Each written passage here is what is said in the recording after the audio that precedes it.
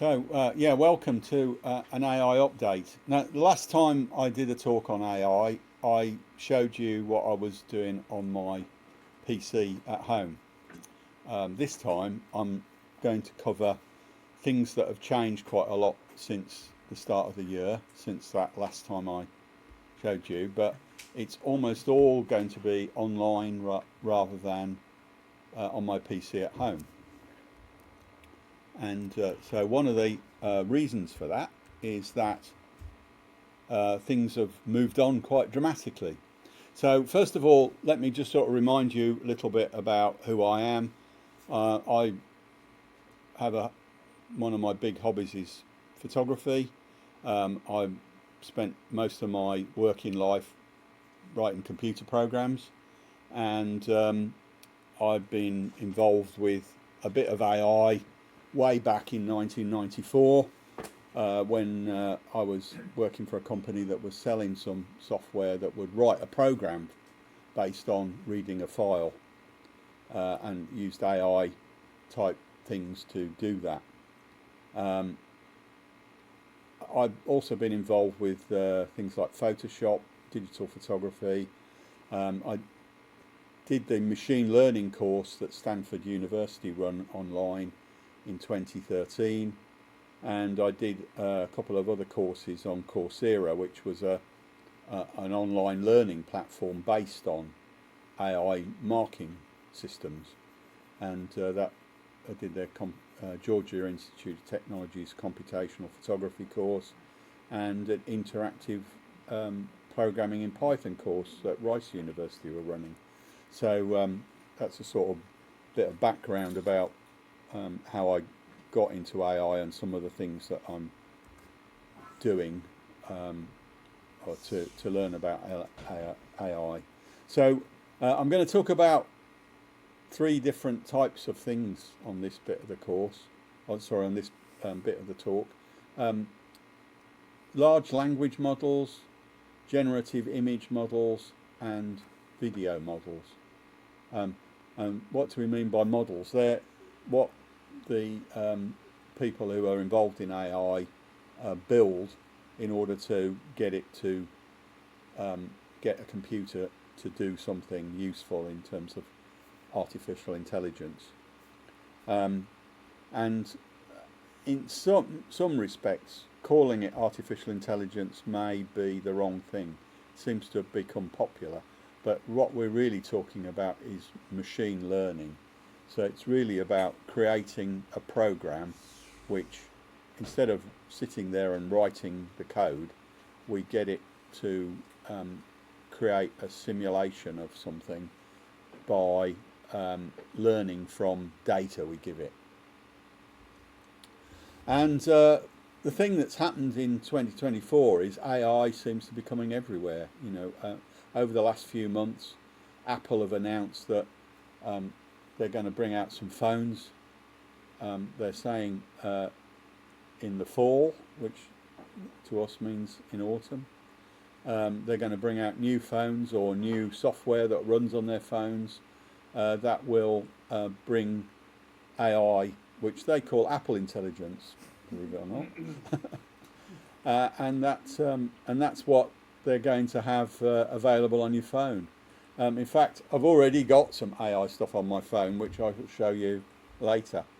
But they're talking about it actually running on the hardware in the phone. Now, when I bought this phone, this is a Google Pixel 6.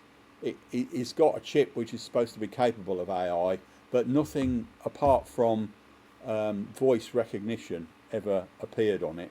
Voice recognition is the only thing that it does in the way of AI on the actual phone, and it doesn't work particularly well on the phone, but it does have the ability to talk to Google's other things, so it can do a bit better than it might do if it was only running on the phone, as long as you've got an internet connection. And Microsoft, not wanting to be beaten by Apple, also announced that they've got this Copilot thing, and it's going to be running on your PC. So if you want if you want to pay them some money, they're quite happy to help you do various clever stuff with their Copilot software, and it's expanding and doing more and more things on your PC. And not to be outdone, Google have announced that you can have their Gemini Advanced software in your Google One plan if you're willing to pay them £18.99 a month. It's free for the first month, but after that it's £18.99, and then you can run this model, next generation model, which and it talks about context windows. We'll talk a bit more about that further along in the presentation. But it's got all these features, and it will read your email for you and do all sorts of stuff. I don't know what it will do with your email when it reads it. And reply. It probably will, but who knows what it will say. So anyway, it will do all sorts of clever stuff. And the other thing that's happened, I think I mentioned it before, I've done a presentation on the AI stuff that's happening in Photoshop, that Adobe are putting into Photoshop, and they have announced a new version of Firefly, which is their Photoshop software. And the image that I started with at the beginning of the presentation, that was generated with Adobe's Firefly, the latest version, which is version 3. And I think I might just start with a bit of that. We got an example of Copilot here in my browser, which might have to accept something to make it do things. It sort of shows what sort of things you can get Copilot to do. So it says, here's some examples: invent a new gadget that mildly inconveniences people. Design a modern kitchen island that features bold colour and a wood countertop. Compose a folk song inspired by earth, wind and fire and air, or whatever. What type of workout is best for improving flexibility, though? So this is just that sort of asking questions. And, these are all things that you can get Copilot to do. Let's have a look at what Adobe's Firefly might do for us. So here are some examples going on.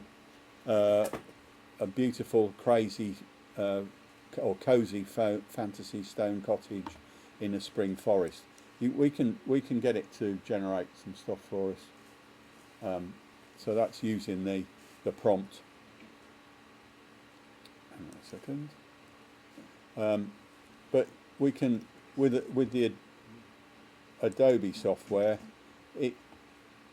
we can change the different parameters. It's got quite a nice little way of parameterizing things. We had it set to art. We can set it to photo and try it again, so that it will hopefully wants me to sign in.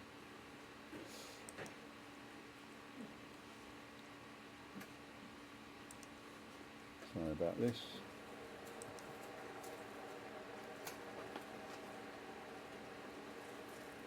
And to clarify, these images have never existed. These are Well, if you use the same prompt to someone, there's a possibility it might be one that's existed before.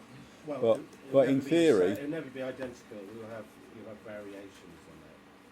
there's a limited number of variations, to be Right. truthful. Depending on seed. Yes. So when I hit a prompt on Adobe's Firefly software, it goes away and it uses 4 different seeds. It's got these. It generates a random number. It's a fairly big number, but it will generate a seed and it will make something. In this case, I've told it to make it use the same prompt, but it's using something that's a bit more like a photograph, because I've set photo on. If I set it back to art and hit generate, it will hopefully generate something other than the original photo that because the seed will hopefully be different.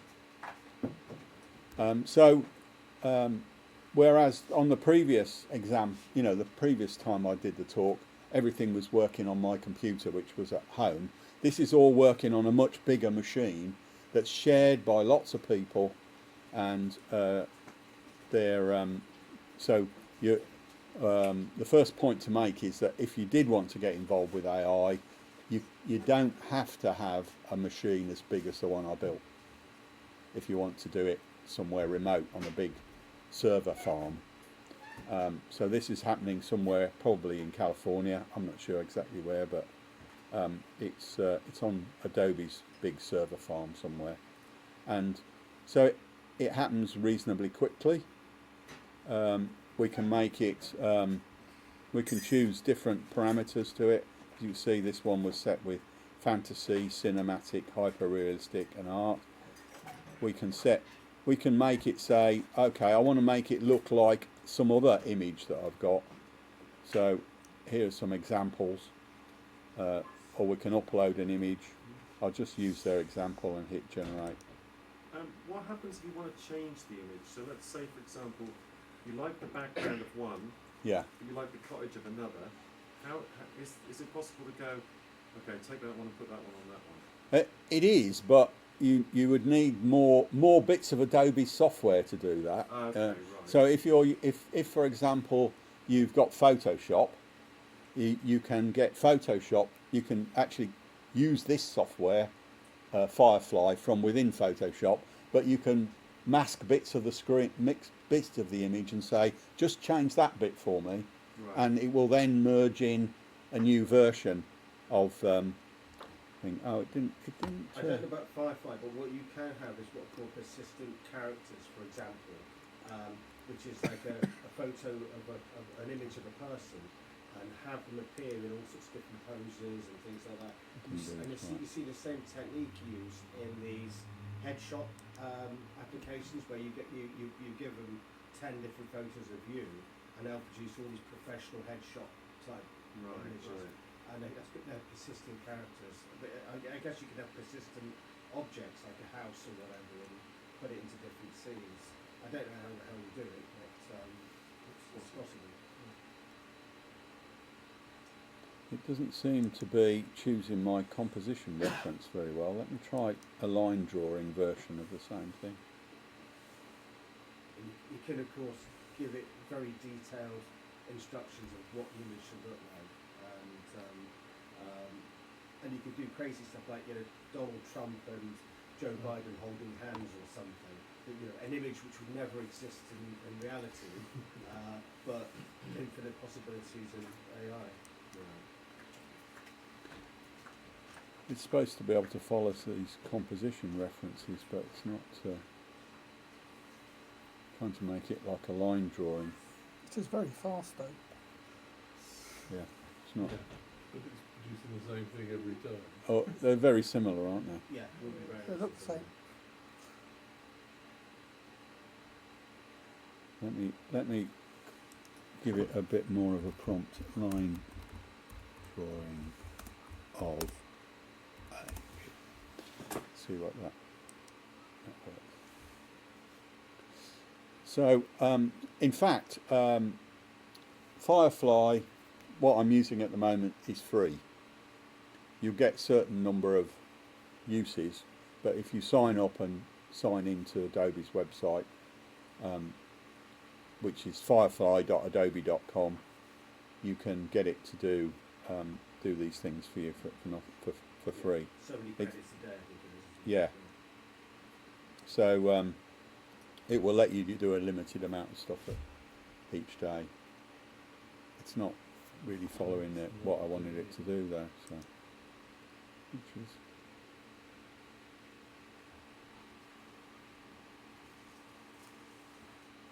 yeah.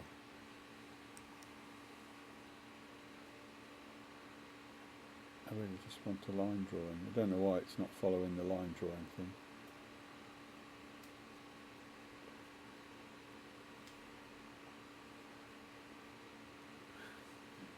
It's made it look like a pile of books now, with a cottage inside a pile of books. Oh well. Yes. Correct. This is not a shoe. There was an old lady who lived in a book. Anyway, that's let's go back to the presentation. So during the last 6 months, it seems like all the big companies have added AI features to their main bits of software, because the Microsoft are putting it into all their bits of software. If you add Copilot, you can get it to generate PowerPoint presentations for you. You can get it to write documents, and it just brings back to me that old joke about the Clippy thing that used to be in Word, and it you type in something and it would come up with, "I see you're writing a suicide note. Can I help?" So it could be the same. I don't know. But anyway, we're getting into this situation where we've got AI everywhere, and you can see here. I was using Firefly directly there on their website, but you can see there's demonstrations here of how it works in Photoshop, how it works in Illustrator, and how it works in Lightroom. It's appearing in all their bits of software. So is it the same plugin that you'll work with the normal one? I don't know really. They say it is the same, but I don't know whether that's just marketing hype. Because it does seem to work quite differently in those different bits of software, at least the ones I've used. So it seems to be like tailored for that Photoshop or tailored for Lightroom. So an example of what they show on their website is the Barbie packaging, where it shows how they've used Adobe's generative software, Firefly, to create a beach scene, and then they've added photographs of Barbie and Ken to the packaging. So they've done a couple of different things here. One is generative fill.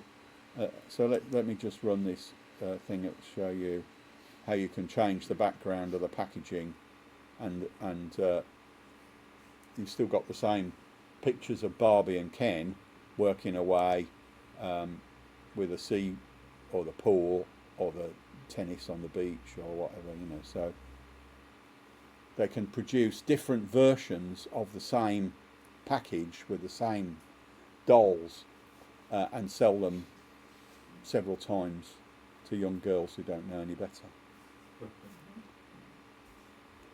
So apparently Mattel are actually using this stuff now.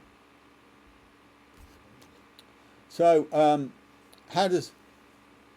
what's changing, one of the big changes that's happened is the number of parameters, and I think I used a diagram a bit like this in one of my previous talks, where I was talking about how this AI stuff works. It's got these various different modules which are designed to make decisions based on their inputs, and you usually have different layers, and so it's built up in the way some scientists think the brain is sort of connected, but it's a bit more organized. So you've got in this example, this is a very simple example. It's got an input layer, a hidden layer, and an output layer, and all those connections represent something evaluation, where we've trained the model to use the value coming from the previous layer or the input in a certain way. And you can see there's 3 inputs, there's 4 processes in the hidden layer and two processes in the output. But what we've actually got going on in these computers is much bigger than this, because if you imagine you've got a 1,000 pixel by 1,000 pixel image, the inputs will be all the pixels in that image. So you'll have 1 million inputs, and you might have 1 million hidden layers and 1 million output layers to create another image. If you've got words going in the sentence, one of the things we saw in that thing that earlier was the context window. If you wanted to be able to read a book and write another book in the style of, say, Emily Bronte, you've got it to be able to read and remember Emily Bronte's books. You might need a whole book full of context window in order to make sense of that.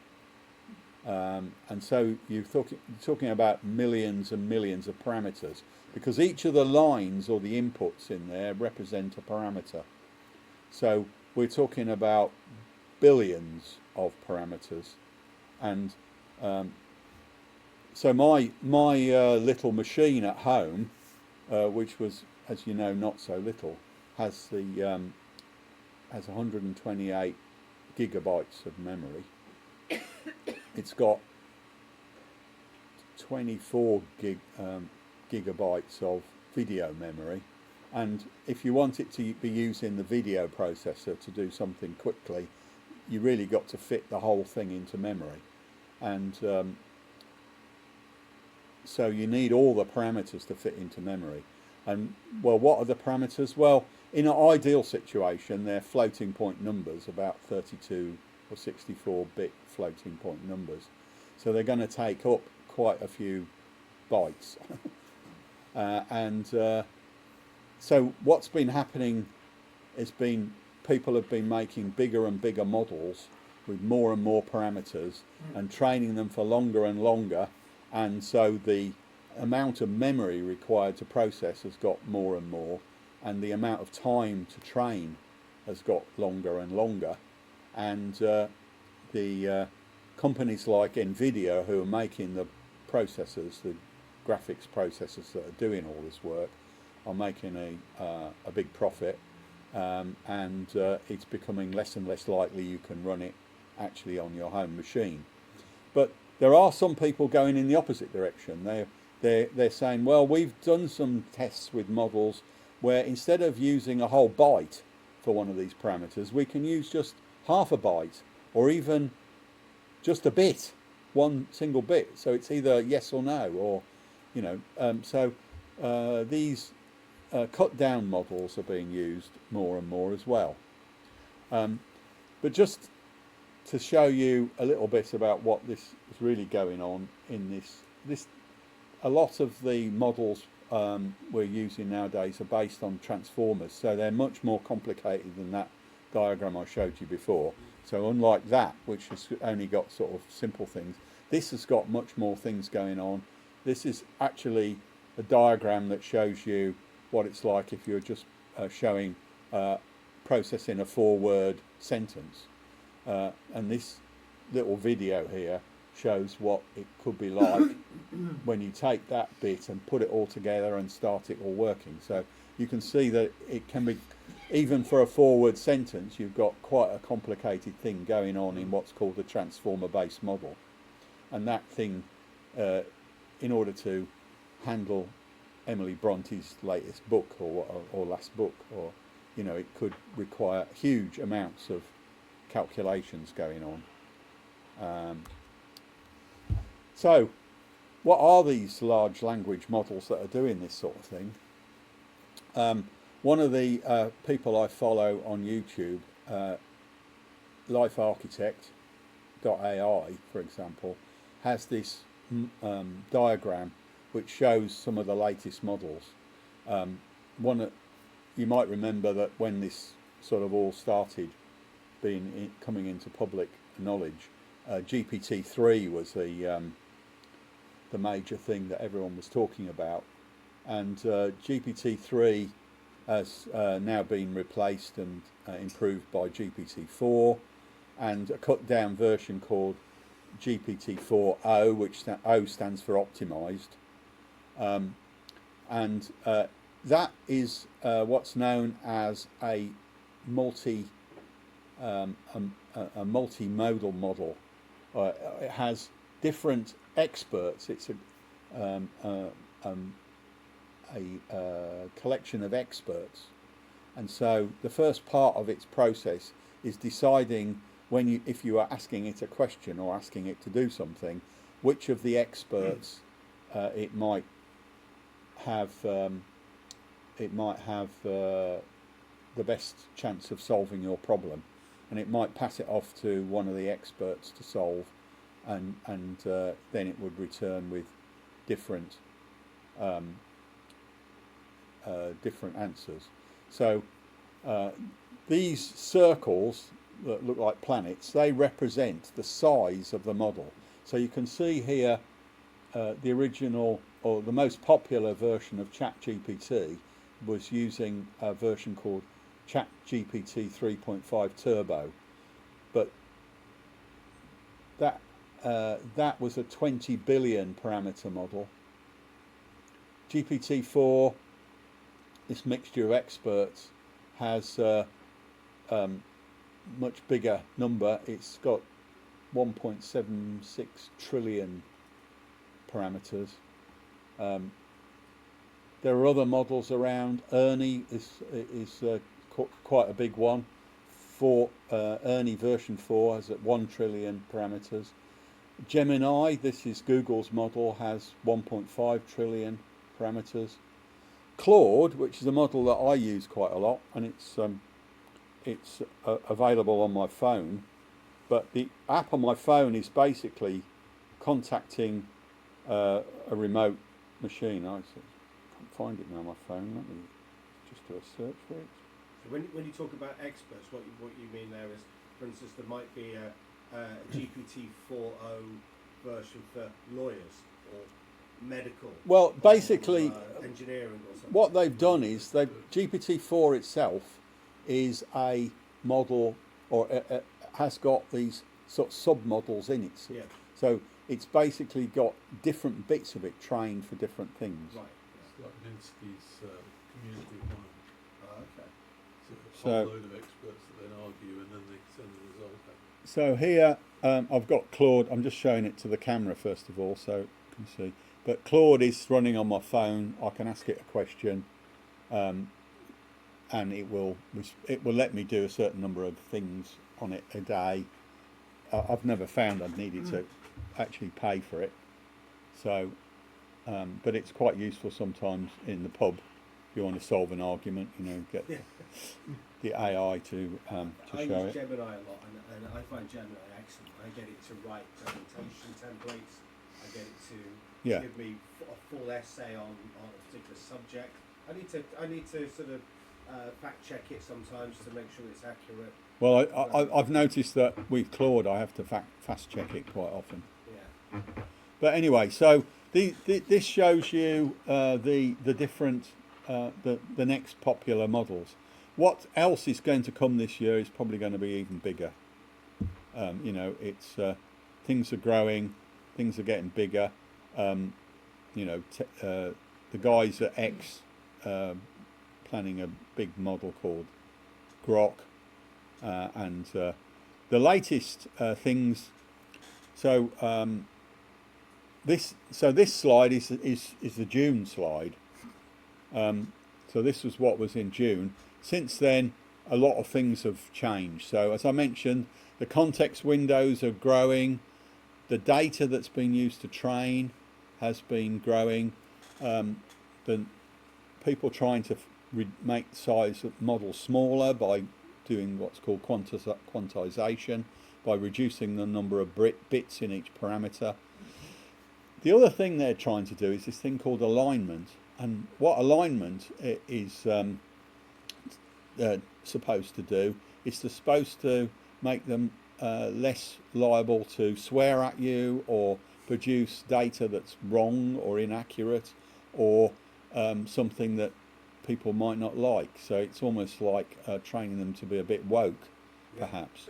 And one of the problems that has been identified recently is that they've been, in order to do alignment, they've basically been creating these large models, and then they've been training them further by giving the model a problem and maybe getting 2 or 3 different answers off it, asking it to provide multiple answers, and then for some person to look at the answers and say, this is the best answer. And the problem is that they're using people who maybe don't really know what the best answer is, Yeah. but they're in some country it's like say in Nigeria where wages are low, or somewhere else in Africa where wages are low, but where their knowledge might not be quite as good, and so some of the models are now producing slightly worse answers than they were earlier because they've been aligned. And crowdsourced, possibly, from... Well, An answer Could that's be. right and an answer that won't upset people are two different things.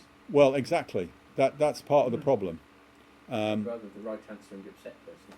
And then the other thing is that the EU and the UK are producing laws rather than new models, and so some of these models are not available in the UK or the EU because the companies who generated them are worried about the legal issues, and they're worried about what might be a problem. Can you use a VPN and pretend you're in the States? I don't honestly know. I think They do that part of the problem is that most of the VPNs are well known by large companies like Google or Meta, and so if you do try to use a VPN and appear to be in the States, they might very well spot you.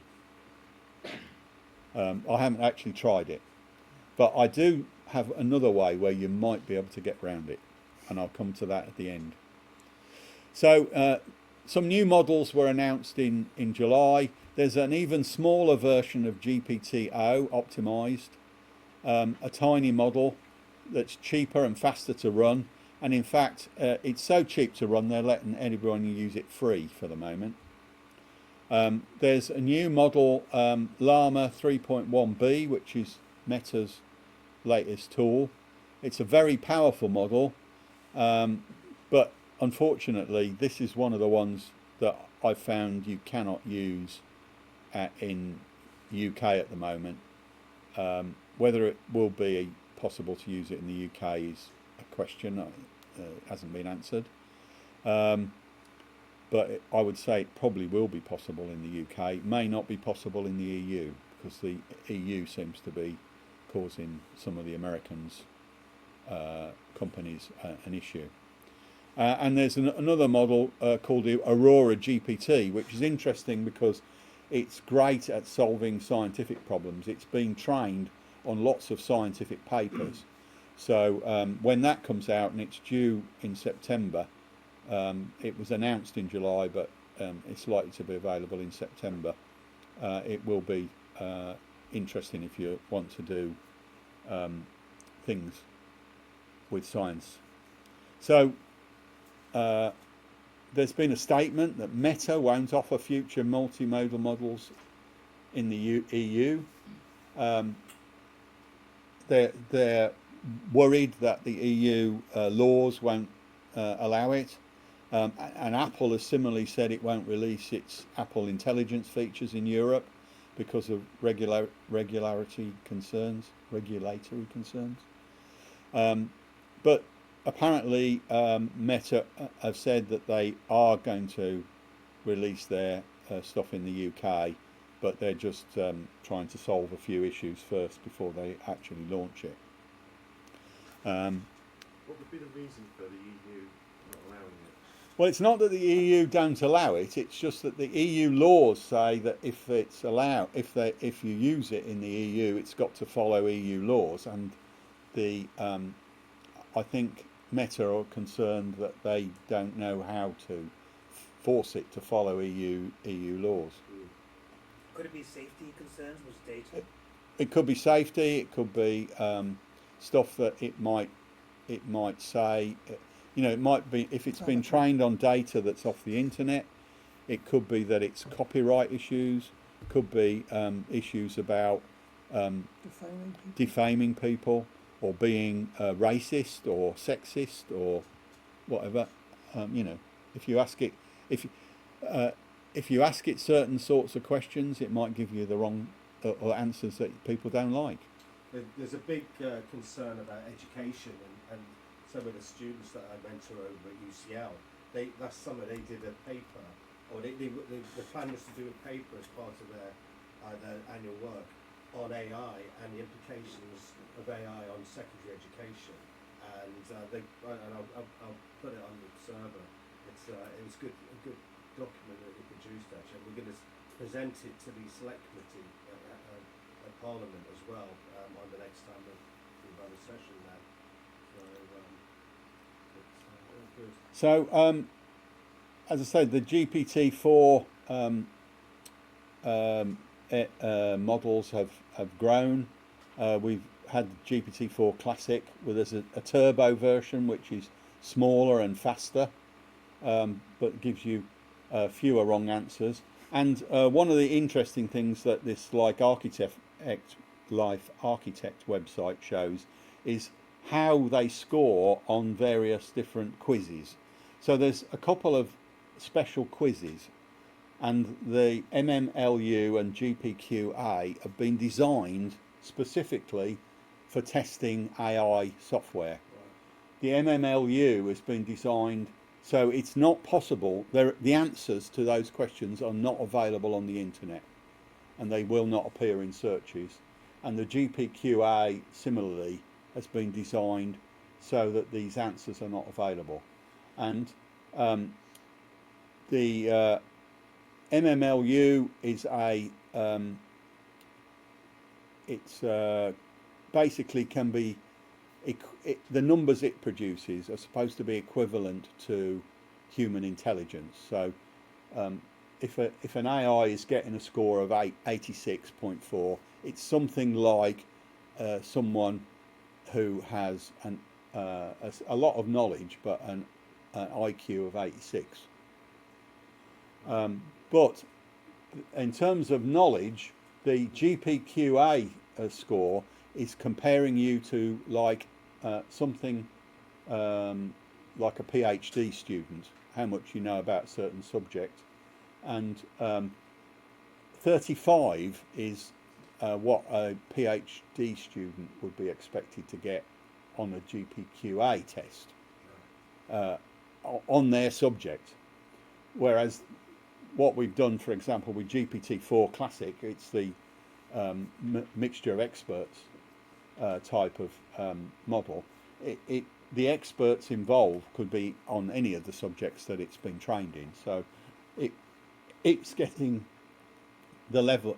Any of those experts are at the level of a PhD student. So you're getting a diluted score rather than a focused score, a much higher score. Yeah. So you can see the interesting weird things about this is that the turbo version, which is a cut down version, scores poorer in the MMLU score, but it scores better on the GPQA. Don't know why.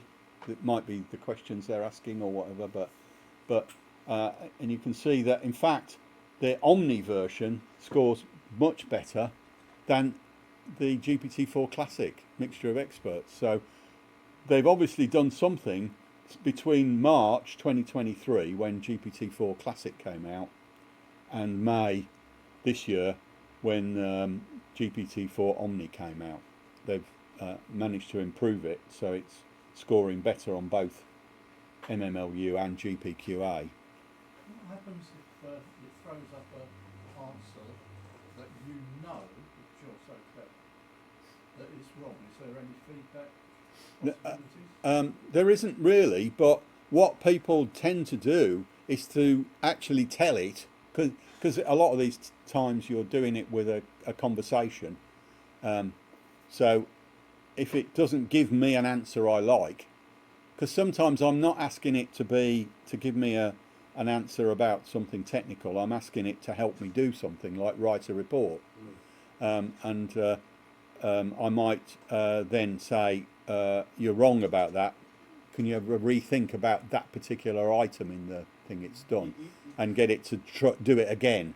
And then it will often come up with the right answer, or the right, You could also direct it and say, consult an article or something, provided it could read it, it's not a locked file, and it can also learn that way as well. Yeah. You could give it So a lot of the applications can. I'm just going to go back to my browser. So if for example, let me go to Claude here.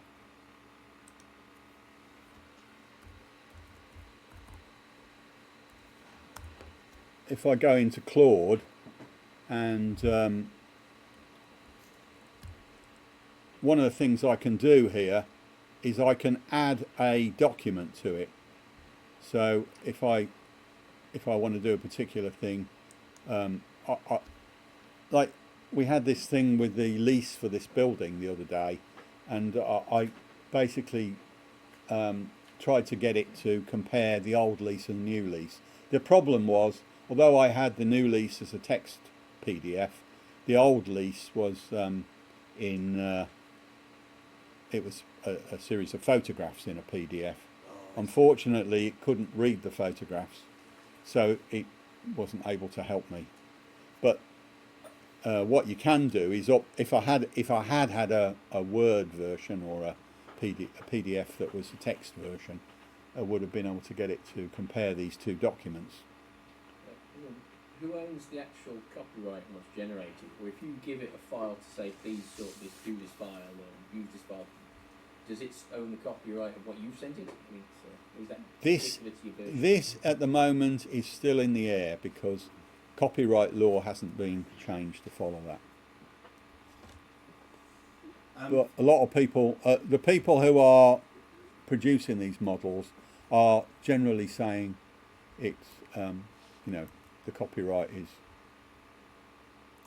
So theoretically, to train a model on, say, a medical book, and provided there's a mechanism to feed that book into the model, it could read, absorb, and absorb everything in that book, and then that would be a trained model, wouldn't it? Yeah, An yeah. expert on Yeah. that particular subject. So there's a big argument about copyright because people are using stuff off the internet which they don't necessarily have the copyright available to do it. Here's an interesting thing I thought might amuse you. ChatGPT output is growing. GPT-3 would generate 4.5 billion words a day, which is 187 million words per hour, or 31 million words a minute. And now ChatGPT 4.0 is generating around 200 billion words a day, 139 million words a minute. So And 4's live, whereas 3 was you can still use either. Yeah, it was locked down. So as I said, GPT-4.0's been using reinforcement learning with human feedback. There's arguments about whether the humans being used are clever enough to help it. One of the things that's been happening is search has been enhanced by using AI. There's a search tool you can use for free called Perplexity. So if you want to try it, that's possible. You'll also often see, if you're using other search tools now, you'll see a summary at the beginning, which has been generated by AI of the search results.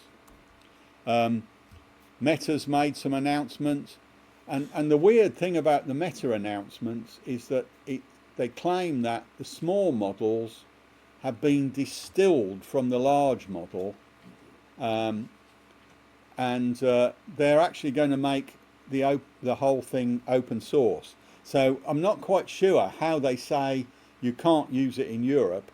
If they're going to make it open source, it's going to leak into Europe one way or another, because they're saying it's going to be downloadable and customizable by anyone.